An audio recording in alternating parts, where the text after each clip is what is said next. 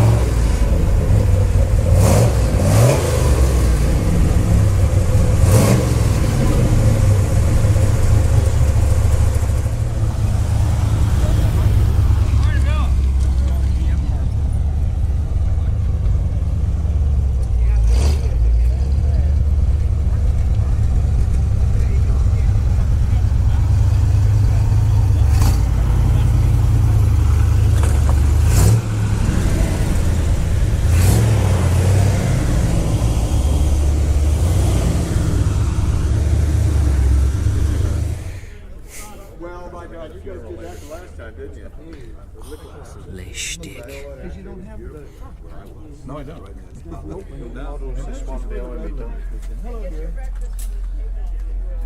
Fiat Dino, it says. Oh, that one. That is a 550 Maranello, or perhaps a 575 Maranello. Is that a little down? It's one of the two.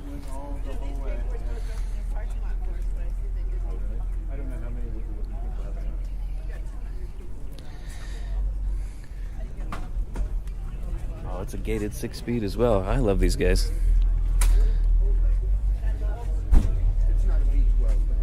It's 5 valves per cylinder and 385 horsepower. Cinque valvo.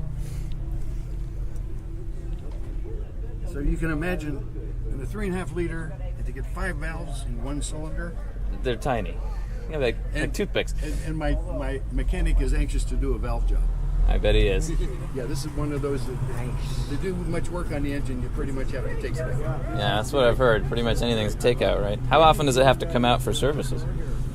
It depends on how gutsy you are. When I bought the car, the dealer had already replaced the belt in the front, so that's one of the major takeouts. What is the actual name of the color? Do you know? Ferrari calls it Rosa Monza. Monza, sure. But oh, there it is. the paint There. manufacturer calls it Rosso Metallizzato. Metallizzato. All right. It doesn't show right now, but if the sun comes out, the metallic will come out. Okay. It's like the 246. Oh, yeah. Sell them to like, yeah.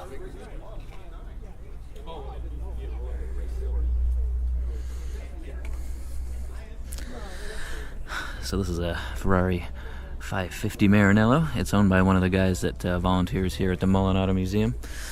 All of the cars on this row are owned by the people who volunteer here, and both of the Ferraris here have gated stick shifts, which lets you know that they're real enthusiasts. This is an interesting vehicle. A Fiat Dino by Pininfarina even. I'd like to know more about this because I don't know much. So I'll find out.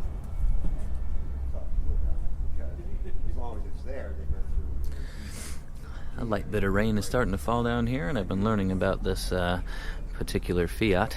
Essentially, this is a homologation special, but it's not really a homologation special for the car. It's a homologation special for the engine that's in the car. Essentially, the Dino Ferrari had an iron block version of this same engine. This block is a magnesium block, which Ferrari wanted to use in their racing cars, but the only way they could do that was if the engine was used in a production vehicle. So instead of building their own car, they went the cheap way out and had a little contract with Fiat and said, hey, you build a car, we'll put the engine in it, then we can use it in racing. We don't have to spend the money producing a whole car, You can have a Real fancy Fiat. You can have a neat Ferrari engine in your Fiat, and everybody wins.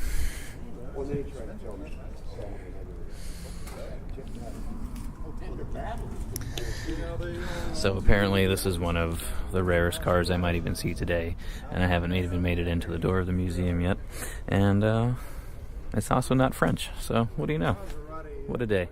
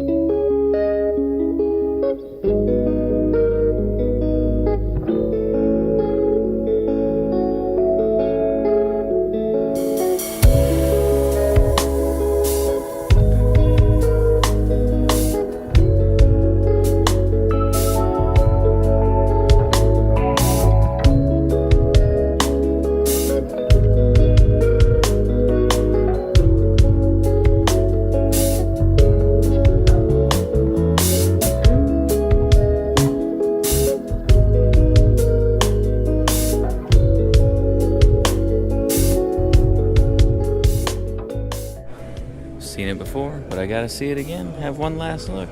This vehicle is worth over $40 million.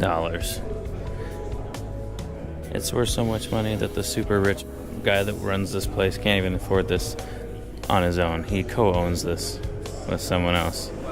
This car here is a Voisin, one that I had never heard of, but definitely an innovative company. A lot of engineering basis on this rather than just making outright beautiful bodies.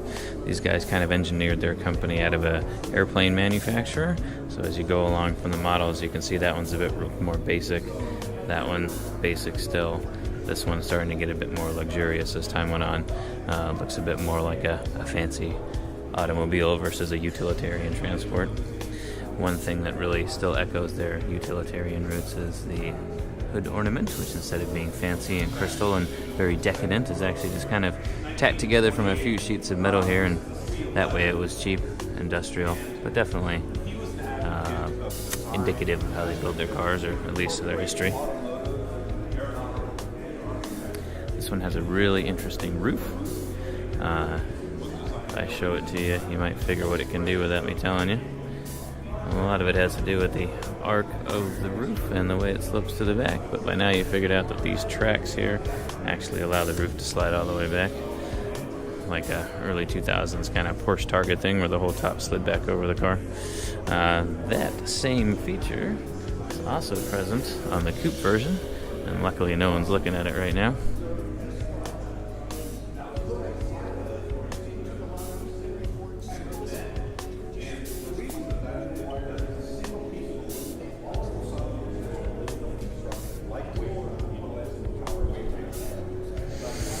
See on this one, the roof on this coupe actually slides right back into the body.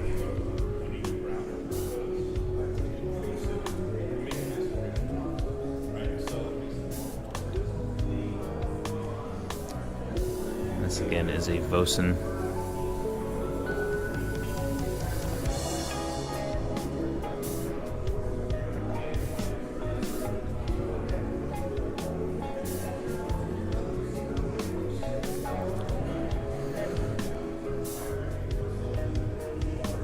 Another hood armor here. Just as basic.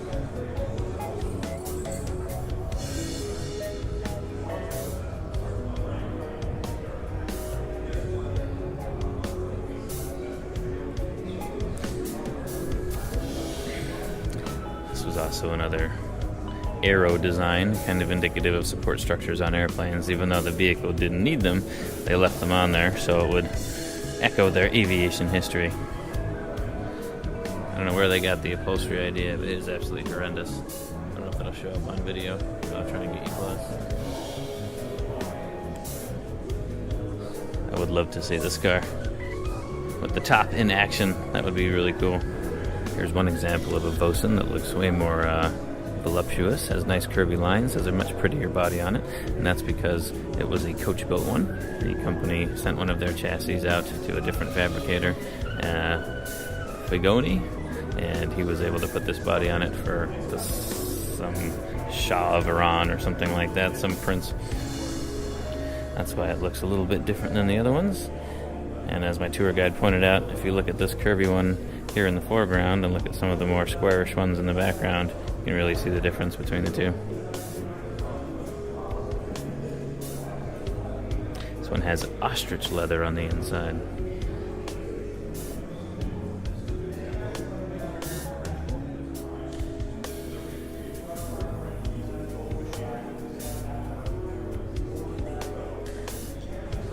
I love how the ostrich leather goes all the way around the cabin, even underneath this little dash area here.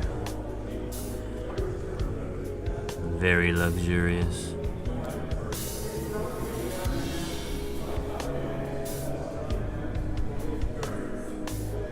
This is a very interesting car here. This is like the predecessor to the Volkswagen Bug. This is a Czechoslovakian car. It was a pretty luxurious and expensive car in Czechoslovakia, but it was fast, had a V8 in the back, is air-cooled, and was a luxurious car. It's called a Tatra. Basically, when the Führer demanded that a people's car be completed as soon as possible, the folks over at Porsche just basically jacked this design and turned it into a Volkswagen Bug. And if you look at the hood here, you can really see a resemblance from the Volkswagen, or rather the Volkswagen resembles this. And if you look in the rear, you'll notice the same thing. Bit of Volkswagen-y look, especially in the rear hatch cover. Really wish we could go inside this thing because the dash is just fantastic. It's hard to see with the glare, but that same color of royal blue is all over it. And a lovely cream color to the gauges and all the dials. It really just looks like a jewel inside. Really nice.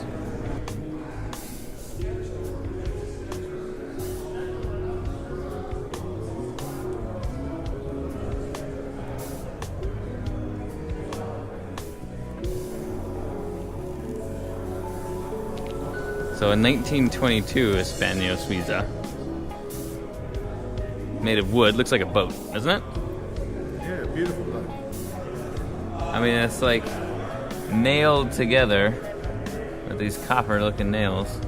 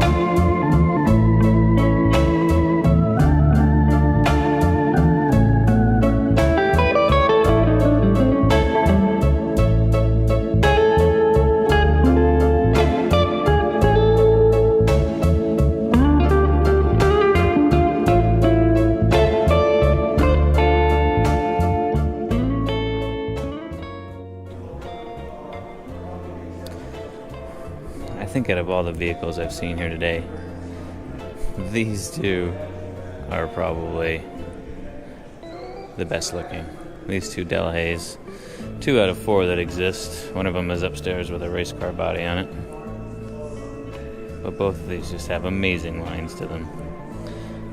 Our tour guide informed us that Mr. Lyons of Jaguar fame definitely stole the back of that C-pillar and the way it rolls into the tail there for the XK120, and that's why that kind of looks familiar in terms of Jaguar. Check out some of these details.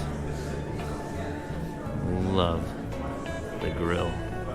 The blue, the chrome, the white, the burgundy. It's just beautiful. Really comes together nicely.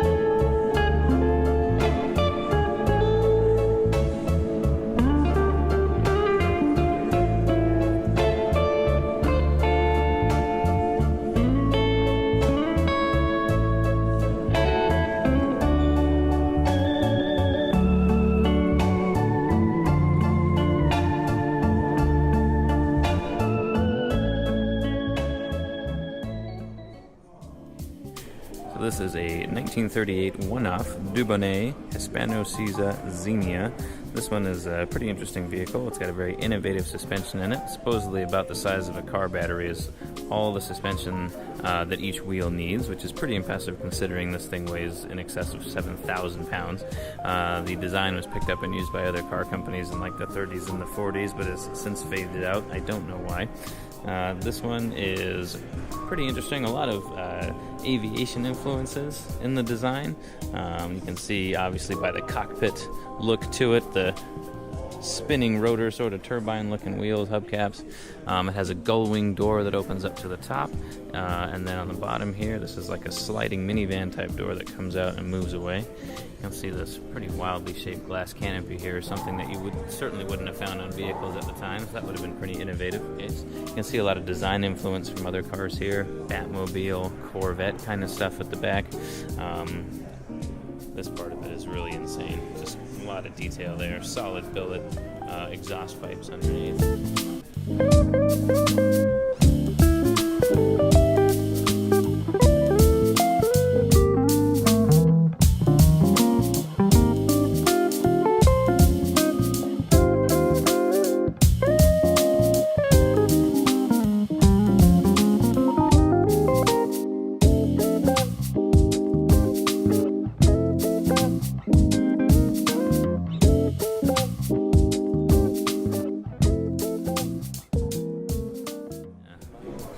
This is a long-lost Bugatti, one that I saw last time before it was actually married to its chassis.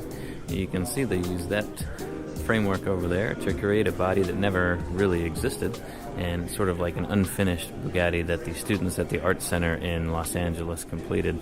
Welded all out of really thin gauge aluminum. I'll show you how thin it is in just a second. But the welds in this are absolutely amazing. They were showing us some of the craftsmanship. Let me give you a couple of detail shots here before I get to some of the weld spots, but the engine turned dash is beautiful. See, the interior is not totally complete, but really it doesn't have to be. The aluminum construction is beautiful in and of itself. Really love these gold window trimmings around the outside. Really look neat against the contrasting silver aluminum. Now, it may be really hard to see, but there's a weld there. There. You can see they come together here. Nearly impossible to see and completely smooth to the touch. And that's quite a feat. It's quite difficult to do with aluminum. And I'll show you how thin it is. Well, I'll try. We come over here and we look at the fender bits that are attached to the prototype. You can screen here. You can kind of see the thinness of this aluminum here. maybe 1.5 millimeters, maybe 2 millimeters. So welding that together and sanding it so smooth that you can't even perceive the weld is impressive.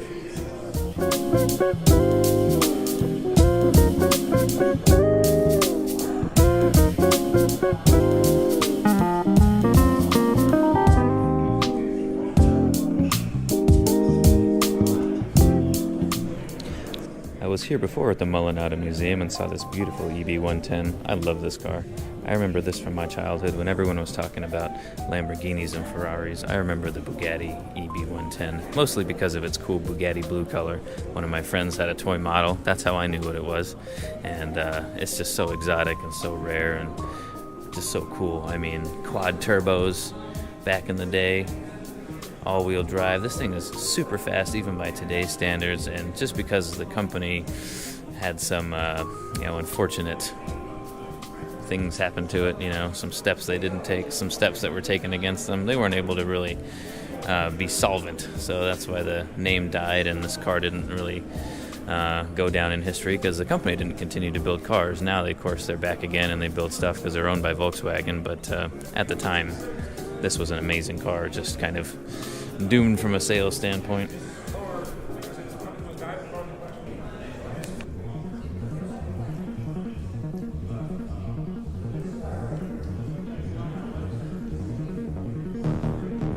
You can see the carbon fiber wheels